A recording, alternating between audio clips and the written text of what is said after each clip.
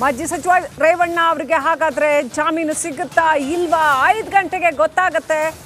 ನ್ಯಾಯಾಧೀಶರು ತೀರ್ಪನ್ನ ಕಾಯ್ದಿರಿಸಿದ್ದಾರೆ. ಜಾಮೀನು ಸಿಗತ್ತೆ ಅಂತ ಅವರ ಬೆಂಬಲಿಗರು ಕಾಯ್ತಾ ಇದ್ದಾರೆ. ಸಂಜೆ 5 ಗಂಟೆಗೆ ಆದೇಶ ಏನು ಪ್ರಕಟ ಆಗತ್ತೆ. ರೇವಣ್ಣ ಅವರ ಬೆಂಬಲಿಗರು ಕಾಯ್ತಾ ಇದ್ದಾರೆ. ಎಚ್ ಡಿ ರೇವಣ್ಣ ಅವರಿಗೆ ಬೇಲ್ ಸಿಗತ್ತೆ ಅಂತ ಕಾಯ್ತಾ ಇದ್ದಾರೆ.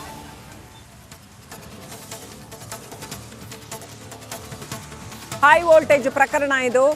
ಈ ಹೈ ವೋಲ್ಟೇಜ್ ಪ್ರಕರಣದಲ್ಲಿ ಬೇಲ್ ಸಿಗುತ್ತಾ ಇಲ್ವಾ ಎಚ್ ಡಿ ರೇವಣ್ಣಗೆ ಅನ್ನೋದು ಈ ಕ್ಷಣದ ಅತಿ ದೊಡ್ಡ ಚರ್ಚೆಯ ವಿಚಾರ. ಹಾಗಾಗಿ ತೀರ್ಪನ್ನ ನ್ಯಾಯಾಧೀಶರು ಕಾದಿರಿಸಿದ್ದಾರೆ. ಸಂಜೆ 5 ಗಂಟೆಗೆ ಗೊತ್ತಾಗುತ್ತೆ ಎಚ್ ಡಿ ರೇವಣ್ಣ ಅವ್ರಿಗೆ ಬೇಲ್ ಸಿಗುತ್ತಾ ಇಲ್ವಾ ಅನ್ನೋದ್ರ ಮೇಲೆ ಸಾಕಷ್ಟು ವಿಚಾರಗಳ ನಿರ್ಧಾರ ಆಗುತ್ತೆ. ಅಪ್ಡೇಟ್ ಪಡ್ಕೊಳ್ಳೋಣ. ಸಿಐಡಿ ಕಚೇರಿಯಿಂದ ರಂಜಿತ್ ಶಿರಿಯಾರ್ ನೇರ ಸಂಪರ್ಕದಲ್ಲಿದ್ದಾರೆ. ರಂಜಿತ್, ಸಂಜೆ 5 ಗಂಟೆಗೆ ಅಫ್ಕೋರ್ಸ್ ತೀರ್ಪು ಬರುತ್ತೆ. ಆದ್ರೆ ಈ ಪ್ರಕರಣ ಅಂದ್ರೆ ಜಾಮೀನು ಕೊಡ್ಬೇಕಾ ಬೇಡವಾ ಅನ್ನೋ ವಿಚಾರದಲ್ಲಿ ಮಾತ್ರ ತೀರ್ಪು ಬರುವಂಥದ್ದು. ಈ ಪ್ರಕರಣ ಯಾವ ದಿಕ್ಕಿನಲ್ಲಿ ಸಾಗತ್ತೆ, ಈ ಪ್ರಕರಣದ ದಿಕ್ಕು ದಶೆ ಏನು ಅನ್ನೋದು ಕೂಡ ಎಲ್ಲೋ ಒಂದ್ ಕಡೆ ಸ್ವಲ್ಪ ಮಟ್ಟಿಗೆ ಪ್ರೆಡಿಕ್ಟೇಬಲ್ ಆಗುತ್ತಾ ಇಲ್ವಾ? ನಿಮ್ಮ ಹತ್ರ ಏನು ಅಪ್ಡೇಟ್ ಇದೆ? ಎಸ್ ಶ್ರೀಲಕ್ಷ್ಮಿ, ನೀವು ಹೇಳ್ದಂಗೆ ಹೈ ಪ್ರೊಫೈಲ್ ಕೇಸ್ ಇದು.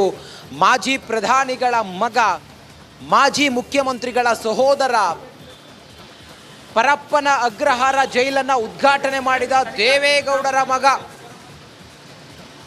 ಎಚ್ ಡಿ ರೇವಣ್ಣವರ ಬಂಧನ ಆಗಿ 7 ದಿನ ಆಗಿದೆ. ಆಲ್ರೆಡಿ ಅವರ ನಾಳೆ ನ್ಯಾಯಾಂಗ ಬಂಧನ ಅಂತ್ಯ ಆಗ್ತಾ ಇದೆ.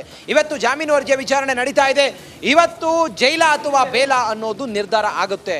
ಹೈ ಪ್ರೊಫೈಲ್ ಪ್ರಕರಣ ಆದ್ರಿಂದ ಎಲ್ಲರ ಚಿತ್ತ ಈಗ ಜಾಮೀನು ಸಿಗುತ್ತಾ ಇಲ್ವಾ ಅನ್ನೋದರ ಮೇಲೆ ನೆಟ್ಟಿದೆ. ನಡಿ ಈಗ ಶುರು ಮಾಡೋಣ. ಕೇಸರಿಯಿಂದ ಮನೋಲ್ಲಾಸ ಮನಸ್ಸು ಮತ್ತೇರಿ ಕುಣಿದಾಡಿದೆ ನೋಡು, ಮನಸ್ಸು ಮತ್ತೇರಿ ಕುಣಿದಾಡಿದೆ ನೋಡು. ಕ್ಷಣ ಕ್ಷಣವೂ ಆಚರಿಸಿ ಕೇಸರಿ ಹಬ್ಬ. ವಿಮಲ್ ಬಾಯಲ್ಲಿ ಹೇಳಿ ಕೇಸರಿ. ಯಾಕೆ ಅಂತ ಹೇಳಿದ್ರೆ ಕೆಲವೊಂದು ಸೂಕ್ಷ್ಮ ವಿಚಾರಗಳಿದೆ ಶ್ರೀಲಕ್ಷ್ಮಿ. ಇದರಲ್ಲಿ ಆಲ್ರೆಡಿ ಸಂತ್ರಸ್ತೆ ಯಾರು ಕಿಡ್ನಾಪ್ ಆಗಿದ್ದಾರೆ ಅಂತೇಳಿ ಅವ್ರ ಮೇಲೆ ಕಿಡ್ನಾಪ್ ಪ್ರಕರಣ ಏನು ದಾಖಲಾಗಿದೆ. ಆ ಸಂತ್ರಸ್ತೆಗೆ ಸ್ಟೇಟ್ಮೆಂಟ್ ಅನ್ನ ಕೊಟ್ಟು ನನ್ನನ್ನು ಯಾರು ಕೂಡ ಕಿಡ್ನಾಪ್ ಮಾಡಿಲ್ಲ ಅನ್ನೋದನ್ನ ವಿಡಿಯೋ ಮೂಲಕ ಅವರು ಹೇಳಿದ್ದಾರೆ. ಅದು ಇವತ್ತು ಬಹಳ ಪ್ರಮುಖವಾದ ಸಾಕ್ಷಿ ಆಗಿತ್ತು. ರೇವಣ್ಣ ಅವರಿಗೆ ಬೇಲ್ ಕೊಡಬೇಕು ಅನ್ನೋದಕ್ಕೆ ನನ್ನ ಕಕ್ಷಿದಾರರು ಇದರಲ್ಲಿ ಭಾಗಿಯಾಗಿಲ್ಲ ಅಂಥೇಳಿ ಸಿ.ವಿ. ನಾಗೇಶ್ ಅವರು ಪ್ರಬಲವಾದ ವಾದವನ್ನು ಮಂಡಿಸ್ತಾ ಇದ್ರು. ಅವರನ್ನು ಷಡ್ಯಂತ್ರದ ಮೂಲಕ ರಾಜಕೀಯವಾಗಿ ಹೆಣೆಯುವ ಪ್ರಯತ್ನ ಆಗಿದೆ ಅನ್ನೋದು ಅವರ ವಾದ ಆಗಿತ್ತು. ಜೋಯ್ನಾ ಕೊಠಾರಿ ಅವರು ಅದಕ್ಕೆ ಪ್ರತಿವಾದಿಯಾಗಿರುವಂಥ ಜೋಯ್ನಾ ಕೊಠಾರಿ ಅವರು ಇದರಲ್ಲಿ ಲೋಪ ಇದೆ ಅಂತೇಳಿ ಹೇಳ್ತಾರೆ. ನ್ಯಾಯಾಧೀಶರು ಗರಂ ಆಗ್ತಾರೆ.